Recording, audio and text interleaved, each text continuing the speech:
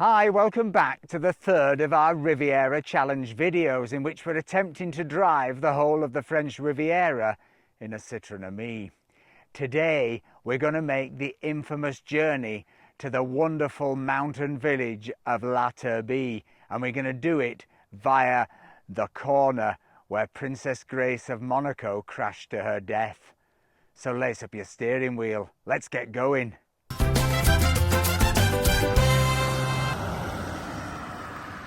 So, today is a very exciting day for us and for Elton, our CITROEN AMI, because this is the very first time we've made it up to the Grand Corniche. I'm sure you know there are 3 corniches between Nice and Italy, and this is the very, very highest. We're right above Aix, and we're heading to the beautiful medieval village of La Turbie. In fact, it goes right back. There's a fantastic Trophée des Alpes, which goes right back to Roman times, and there is also an incredible view which we're gonna show you at the end. We've already used 48 kilometers of autonomy. I nearly said autonomy. I haven't got my teeth in today, Mr. Boo. We've used 27 kilometres. We've used 27 kilometres of autonomy. We've got 48 kilometres left, but we've had a very big power use. I don't think we're going to have a problem getting there. We just need to hope that the chargers are working as usual. But anyway, this is the Grand Corniche. Sit back and enjoy the ride.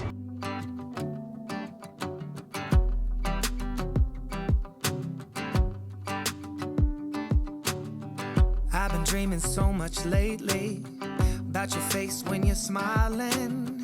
It's the only thing that saves me. Oh, limit 70 up here, Mr. Boo. She's doing well, 40 foot full speed up here, and this is quite an incline. Go, Elton. Yeah, you pull me up when I'm falling down, and I don't know how I would do without you. Yeah, you pull me up when I'm falling down. Hey, now look into my eyes. You can use them as a mirror, baby. You're my ticket to paradise. Hey, now everything's alright. We've been longing for each other, and it feels like I'm on cloud 9.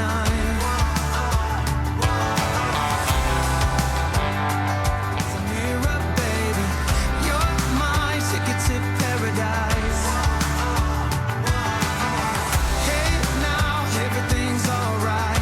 We've been longing for each other, and it feels like I'm on cloud 9.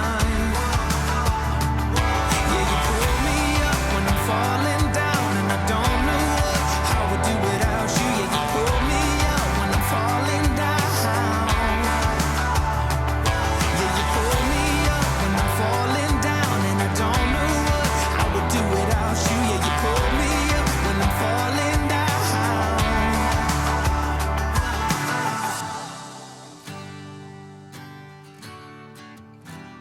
Yeah, it feels like I'm on cloud 9. So here we are, going into the village of La Turbie, and this is the village that Princess Grace of Monaco so adored. Her family adore this area. In fact, their country estate is just up here, a place called Rocaguel, which is where they have their sort of villa, where I think actually they spent quite a lot of time. And on the fateful day of her death, she came down this road. Now, to put this in context, the Grimaldis, who have ruled Monaco for 6 or 7 centuries, is he gonna go? Well, they are cursed, allegedly.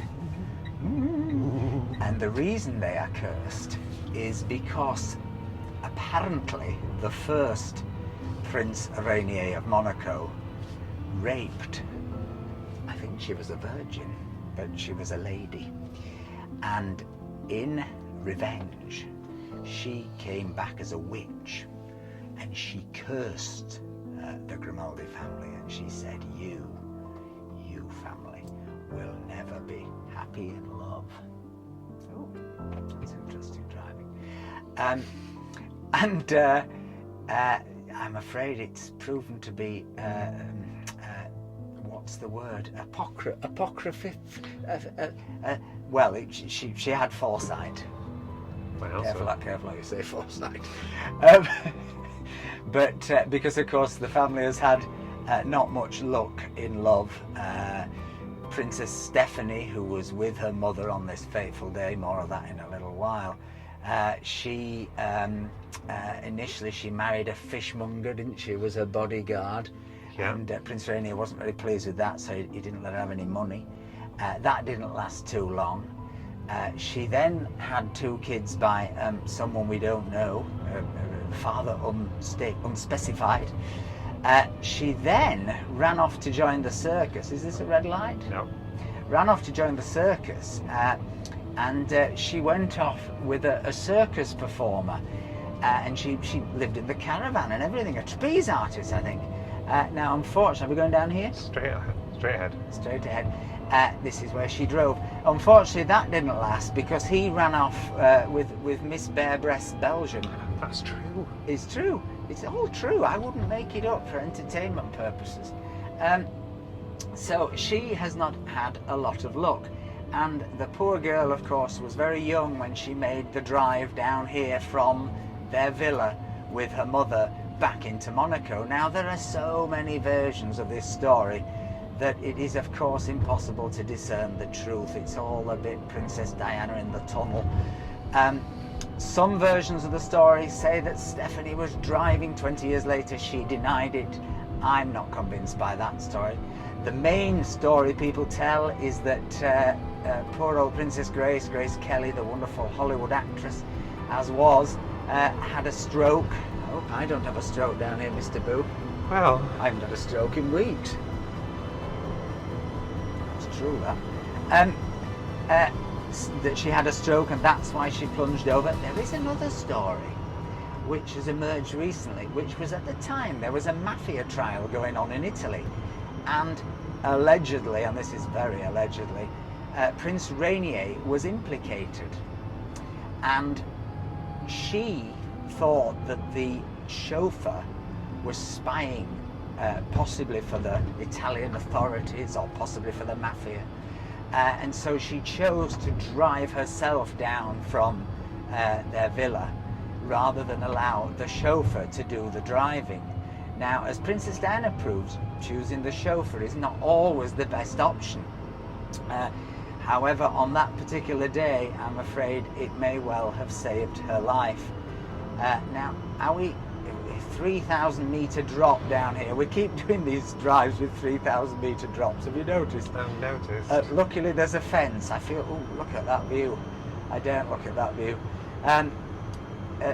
But when do we get to this fateful bend? Is it just round You'll here? know. You'll know. You'll know. Some flowers there. Is that for her? No, that's Somebody else. Somebody else. Plunged horrendously over and probably in a CITROEN AMI. I'm going very slow around here because I have to say I feel very vulnerable. I feel like I'm driving in the footsteps of, well, tragedy, really. But right, if Stephanie said, because Stephanie said years later that, oh, and then my mother said, I'm sorry, as she drove off the road, how would she have said that if she's just having a stroke? Well, maybe it wasn't that big a stroke. Maybe it was like a mini stroke. People have mini strokes, don't they? It wasn't a Mini they were driving. No, it was a Rover. Was it? It was a Rover stroke. But I could see how someone might plunge over this wall. I think post the tragedy they seem to have installed this wonderful barrier, thank God. Though I have to say I'm still a little nervous.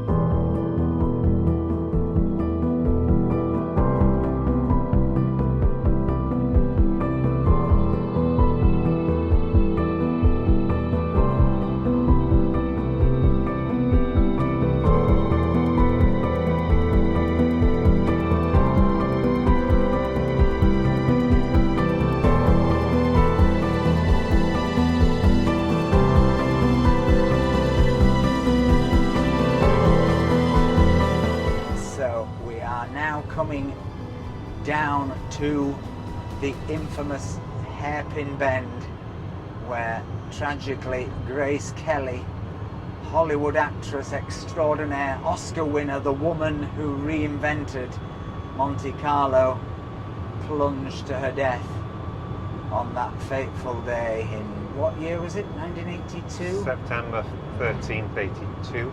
Oh, I'm glad it's not the 13th today. Was it Friday the 13th? Anyway, I'm going to be very careful as I come down here because I don't want history to repeat itself.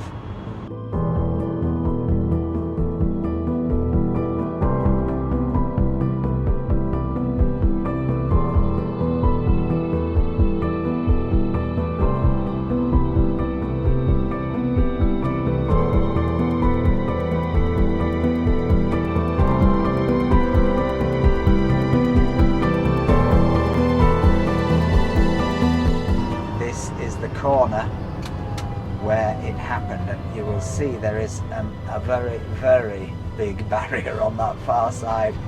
I don't think that we're going to have history repeat itself. Let's see if we can make this turn. It's, ooh la la! You can see how somebody could get it wrong, couldn't you, Mr. Boo, and disaster strike. But we made it. But that is the famous bend that gave rise to 1 million conspiracy theories, 1,000 documentaries, and now our little YouTube video. But when we get down here, we're going to turn around and we're going to take you right back up into La Turbie, where we're going to give you a tour of this incredible village, and we're going to take you to a fantastic restaurant for lunch, which is one of my top picks on the Riviera. Pull into you? Yeah. Into the Bentley garage. Hello. So we're now just pulling into this Bentley garage to turn round. I'm sure they're delighted to see. Shall we just go ask them if they clean Citroen Amis? But anyway, they don't seem to be rushing out from the Bentley garage to service us, so I think we'll turn around and go back.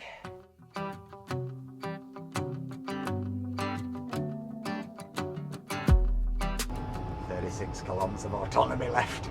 We definitely need the charger to be working in La Turbie. Last time we came, it was working perfectly. Let's hope there's a space. It's the only thing that saves me. It's interesting, this journey, which is nothing like as far as Gorbio, in terms of crowfly's distance, has actually used considerably more autonomy than Gorbio did because of the climbing. Cross everything for us folks, because if this charging point isn't working, we're going to have to go to the other one, which is right back down there, because we can't possibly have lunch and not charge, otherwise, well, we'll be walking home. My ticket to paradise. Everything's alright. We've been longing for She made it. Oh, now let's hope and pray there's no other electric cars in the power point, charging point. Where is it? Oh, there. It's full. Oh. Well, it's full because that man's parked, and I don't think he's even got an electric, has he? No. Oh, that's outrageous. It's not even electric. Jesus, it's miles to walk. I think we park and then we charge up after lunch. Okay. Don't you? Yeah, I think it's... What's on the menu, Mr. Boo? Oh, there's pintade rôti. What's that? Guinea fowl. I think a pintade is a guinea fowl, I think. There's a filet de merlu.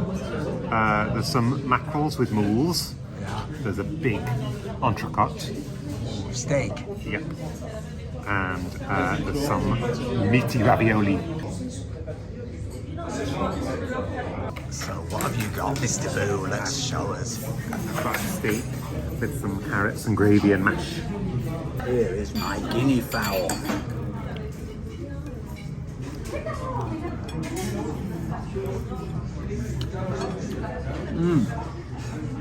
That's very good.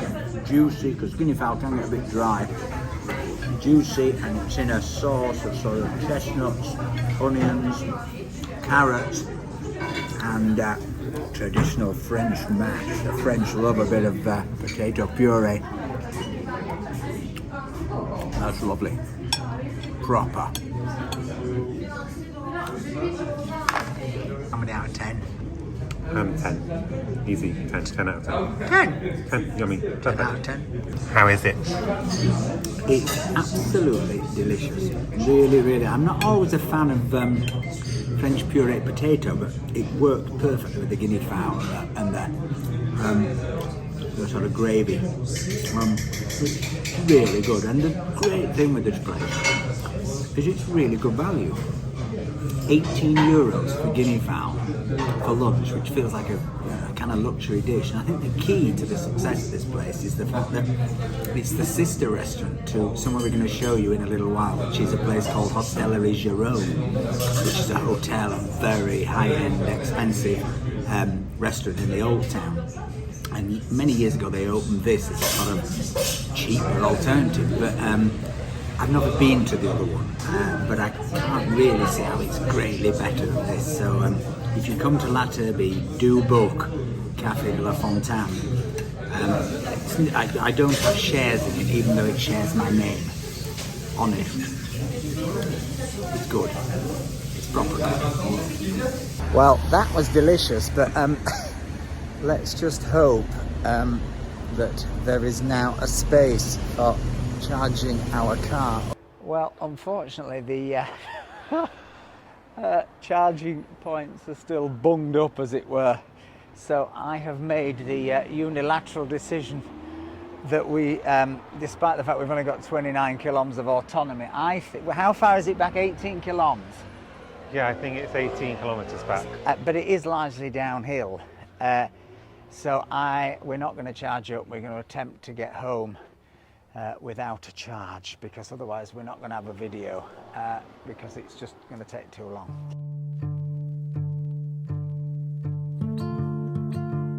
Right up ahead of you, you get your first sight of the Trophée des Alpes. Did I pronounce that correctly? Trophée des Alpes. Trophée des Alpes. Oh, it's so French. But that has been there since Roman times, and hopefully we're going to get a closer look in a little bit. Just down here is the wonderful Hostellerie Jerome, which is the sister restaurant, or the big daddy, or the mother of the place where we just ate, which was Café de la Fontaine. But it's got a gorgeous sign. Look at that.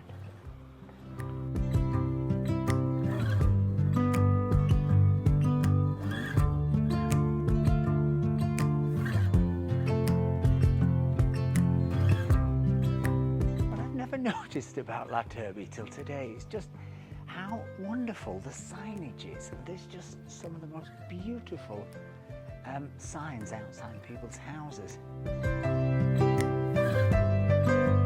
What did this sign mean in English? It means, do not pee here, otherwise we will confiscate the offending member. What, Member of Parliament? No.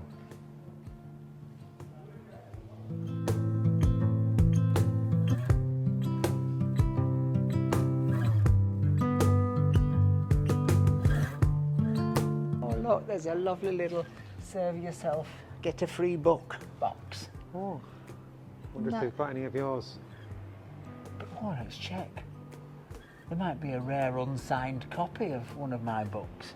I've written a few books, believe it or not. You can get some of them on the internet.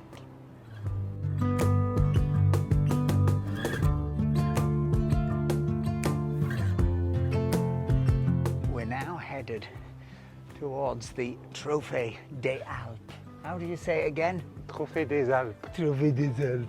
Ooh, sounds like Peter. What was he called? Inspector Clouseau. Peter Sellers. You know, there's one thing though that's disappointing me about La Turbie. What's that? There's a distinct lack of animated creches. Oh, that's true. And I have not seen a single man with a log digger. Now, no village perche worth its salt does not have a man who perpetually goes round it, who actually, it turns out, it's been told after last week's video, that man was the mayor for 18 years, and I was giggling at him. Well, I wasn't giggling, I was getting quite annoyed with him. But anyway, La Turbie does not have the logman of Alcatraz. So we just had a bit of a cardiac because we looked at the sign and we thought, oh no, we've done it again with French opening hours. But actually, it's open from 10 to 1:30, last admission 1 o'clock. 2:30 to 5 o'clock, last admission 4:30. Is it closed any specific day? Closed Monday. So you heard it here first. The Trophée des Alpes, closed Monday. Those are the times. Let's go take a look.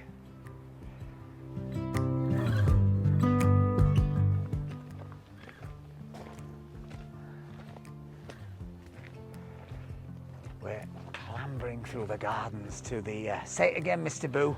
The Trophée des Alpes. Trophée des Alpes. But the sun is returning, and that's exciting because it should give us a lovely view of the trophy, but more importantly, it should set us up perfectly for this incredible view we're going to show you at the end of this video, when we take you right to the end of the Tête de Chien, the head of the dog. And there in front of us, as if by magic, as they used to say on Mr. Ben, the trophy appeared. You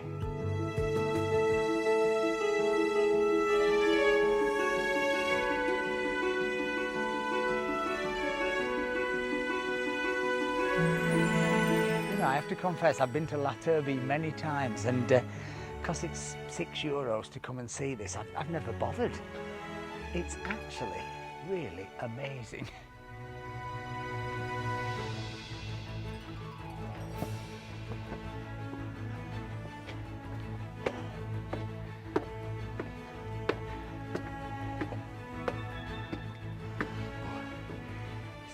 Bit. Limit 19 persons in this Roman sauna. Oh wow. Oh, the light. It's like the end of Jane Eyre. The light.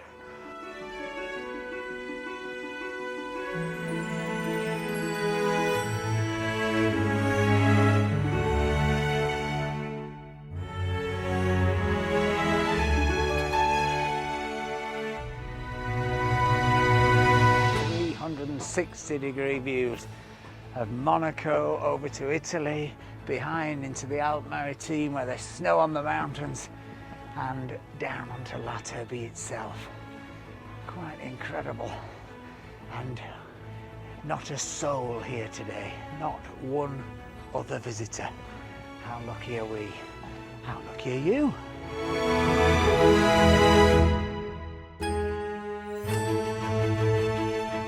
Keeping their tiles on. I bet you that's that house where that man says he's going to chop your willy off if you wee in his plant pots.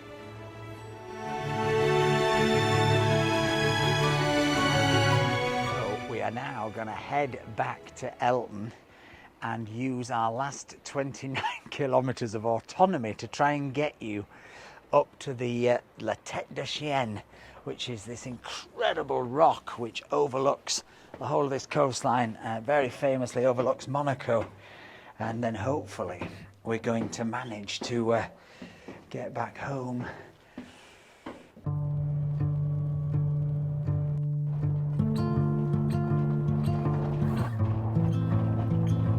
Just going to take this shortcut through these bushes, and then we're going to get hopefully to the head of the dog.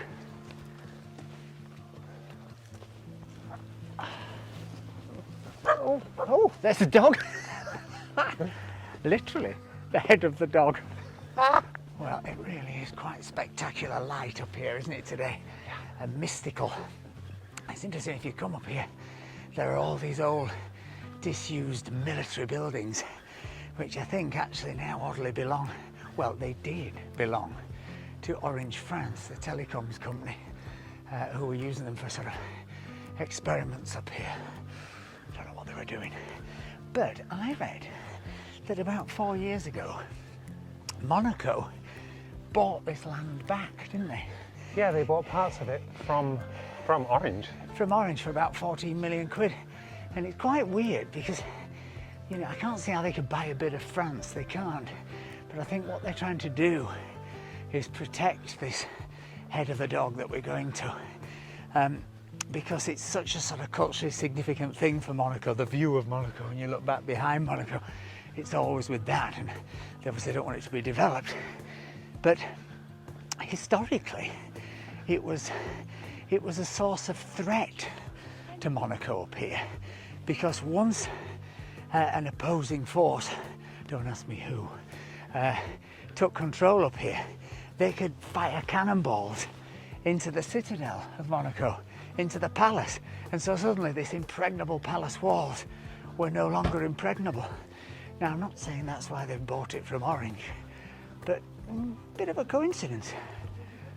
You can see over there the road we came up to La Turbie, and right down there the Mediterranean and Villefranche. So we are approaching.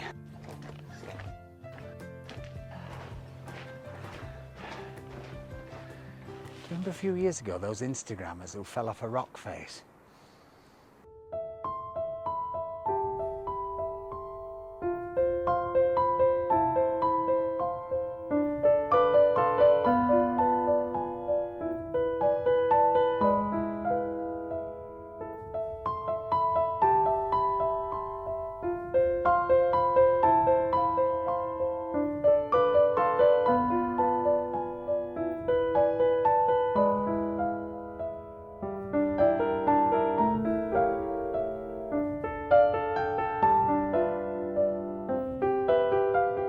So the light is beginning to die.